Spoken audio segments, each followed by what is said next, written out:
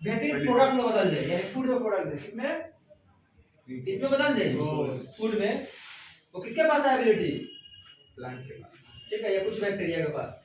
और क्या बनाता है, O2, क्या बनाता है, O2। ऑक्सीजन बाई प्रोडक्ट के फॉर्म में बनता है, लेकिन एक्चुअली उसको बनाने की इंटेंशन क्या था, ग्लूकोज यानी फूड, ठीक है। लेकिन उसके साथ साथ बन गया ऑक्सीजन, तो कहीं ना कहीं बहुत इंपॉर्टेंट है ये भी, ठीक है। लेकिन बाई प्रोडक्ट के फॉर्म बन रहा है, चाह नहीं रहा था, चाह क्या रहा था वो, ये बनाने के साथ साथ ये बन गया। और ये इतना इंपॉर्टेंट है, ठीक है, कि कहीं ना कहीं हमको लाइफ को सस्टेन करने के लिए ऑक्सीजन की बहुत जरूरी होती है। ऑक्सीजन नहीं रहे तो हम एग्जिस्ट नहीं कर सकते, क्योंकि देखो ऑक्सीजन का इस्तेमाल करके हम रेस्पायर करते हैं, ध्यान रखो समझना। या ऑक्सीजन कहीं ना कहीं तुम्हारे एटमॉस्फेयर को बैलेंस करके रखोगे। कार्बन डाइऑक्साइड जो है, तो कार्बन डाइऑक्साइड कौन सा प्रक्रिया के थ्रू यूज किया जा रहा है, फोटोसिंथेसिस, यहाँ हार्मफुल होते हैं हमारे लिए। और कहीं ना कहीं क्या होता है, जो लाइट यूवी रेज होते हैं, यूवी रेज आते हैं या कोई भी लाइट का ये आता है, उसको रोक लेते हैं, ग्रीन हाउस इफेक्ट की तरह काम करते हैं। और ये धीरे धीरे ग्लोबल वार्मिंग के कारण नहीं बन रहा है, ठीक है। तो इसको कहीं ना कहीं कम कर कौन रहा है, कौन, प्लांट। और ऑक्सीजन जो बार बार हम ले रहे हैं, कार्बन डाइऑक्साइड छोड़ रहा है, इसको कौन बैलेंस करके रखा होगा, प्लांट ही। बात समझ में आ रहा है, कार्बन डाइऑक्साइड ऑक्सीजन का बैलेंस कौन मेंटेन करके रखा होगा नेचर में, प्लांट। देखो धीरे धीरे प्लांट गायब होते जा रहा है। अभी अरावली वाला अभी चल रहा है, ठीक है, अभी जो मालूम खत्म हो जाए, समय बहुत बड़ा वो एरिया है। अब वहां पे क्या होगा, ऑक्सीजन का कोई मतलब सोर्स है ये नहीं है, तो कार्बन डाइऑक्साइड धीरे धीरे क्या होते जाएंगे, बढ़ते जाएंगे, और बढ़ते बढ़ते तुम्हारे एटमॉस्फेयर को डैमेज कर देंगे। कैसे, अलग अलग तरीका से। पहली बात तो ग्लोबल वार्मिंग के कारण बनेगा, वो अगर कारण बनेगा ग्लोबल वार्मिंग का, जितना भी ग्लेशियर है वो धीरे धीरे पिघलने लगेंगे हाई टेम्परेचर की वजह से। और कहीं कहीं बाढ़ का कारण बनेगा, किसका, बाढ़ का। लैंडस्लाइड हो सकते हैं, क्या हो सकते हैं, लैंडस्लाइड हो सकता है, नीचे वाला तुम्हारा मैग्मा क्या हो जाए, डैमेज हो जाए, मैग्मा तुम्हारा वोल्केनिक इरप्शन आ जाए। यानी एक चीज से देखो, एक सिर्फ प्लांट काटने से कितना खतरनाक तुम्हारा कारण बन सकता है धरती पे, ठीक है, जिसको बोलते हैं डिजास्टर। क्या बोलते हैं, डिजास्टर, नेचुरल डिजास्टर का कारण बनेगा। तो ये CO2 को इस्तेमाल करके ग्लूकोज बनाने की प्रक्रिया को क्या बोलते हैं, फोटोसिंथेसिस। ये कौन सा ऑर्गेनिज्म करता है, ठीक है, इसीलिए हम इसको क्या बोलते हैं, ऑटोट्रॉफ। क्योंकि इसका न्यूट्रिशन कैसा है, खुद का भोजन बना रहा है फिर इस्तेमाल कर रहा है, ठीक है। पहले इस्तेमाल करे फिर विश्वास करे, वैसा वाला सिस्टम नहीं है, पहले बनाए फिर इस्तेमाल करे, ठीक है। और ये वाला क्या है, ये वाला है कि दूसरे पे डिपेंड है, एनिमल, हाँ तुम लोग जैसा, ठीक है। हेटेरोट्रॉफ क्या है, हेटेरोट्रॉफ। जाहिर सी बात दूसरे पर डिपेंड रहेगा तो रहेगा तो चलेगा, नहीं तो रहेगा तो सांस बंद हो जाएगा, ठीक है ना। इसलिए ज्यादा डिपेंडेंसी नहीं रहना है, खुद से कोशिश करना है, खुद का चीज अपना करे, सेल्फ डिपेंडेंस रहना है, ठीक है। तो हेटेरोट्रॉफ कौन होते हैं, एनिमल्स या मोस्ट ऑफ द बैक्टीरिया। कौन, देखो कुछ बैक्टीरिया कैसे होते हैं, कुछ कौन होते हैं, ऑटोट्रॉफ। तो मोस्ट ऑफ द बैक्टीरिया कैसे होंगे, हेटेरोट्रॉफ्स, नहीं समझा। तो most of the bacteria animals. और देखो फंजाई जब बोलते हैं ना, फंजाई, तो जितने भी फंजाई होते हैं वो कौन होते हैं, हेटेरोट्रॉफ होते हैं, याद रहेगा ना।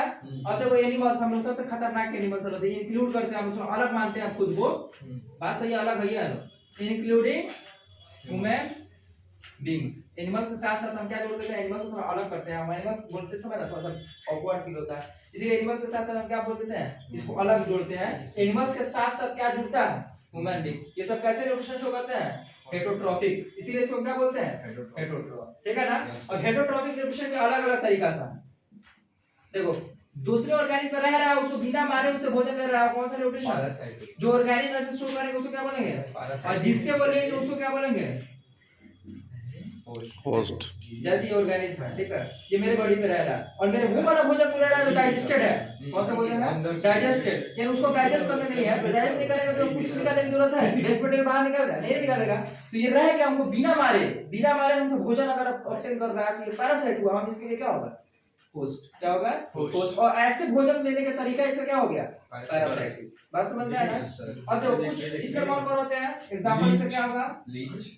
प्लांट को पहले देख लेते हैं, कैस्कटा, इसी को क्या बोलते हैं, एमारबेल, क्या बोलते हैं, एमारबेल। या इसी को दूसरा देखो, दूसरा एग्जांपल, तुम जू का नाम सुने हो सब, लाउस का पूरा लाइस होता है, ठीक है।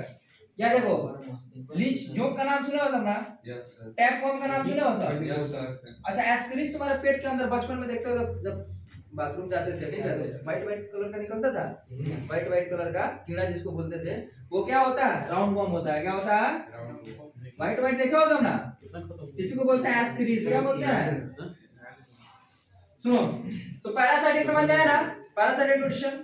पैरासाइट किसको बोलेंगे, ऑर्गेनिज्म को बोलेंगे, वैसा न्यूट्रिशन शो करेगा, बिना मारे उससे भोजन ऑब्टेन करेगा, उस ऑर्गेनिज्म से, उसको क्या बोलेंगे, पैरासाइट। और जिससे वो ऑब्टेन करेगा, the organism from which the parasite obtain their food, उसको क्या बोलेंगे, होस्ट। आया समझ में आया? Yes, sir. चलो दूसरा देखो सैप्रोफाइट क्या, Saprophyte. या इसी को बोलते हैं सैप्रोट्रॉफी। क्या बोलते हैं?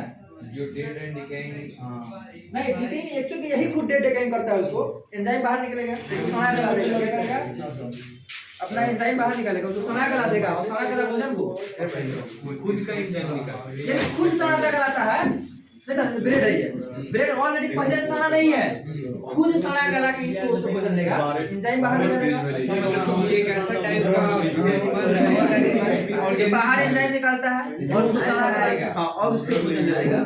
मतलब कि सर ये वैसा है कि मान लीजिए कोई मतलब एनिमल मर जाता है तो उस समय भी ये सेप्रोफाइटिक ही हाँ सैप्रोफाइट उससे सना गला के उसके कैरेक्टरिस्टिक स्मेल नहीं निकलता है, उसके अंदर एंजाइम एक्ट करता है तो कैरेक्टरिस्टिक ऑर्डर निकलता है, और जो छोटा छोटा मॉलिक्यूल टूट गया उसको ऑब्जर्व कर लेंगे, तो इसका डाइजेशन कैसा हो रहा है, इंट्रा की एक्स्ट्रा, इंट्रासेलुलर हो रहा है कि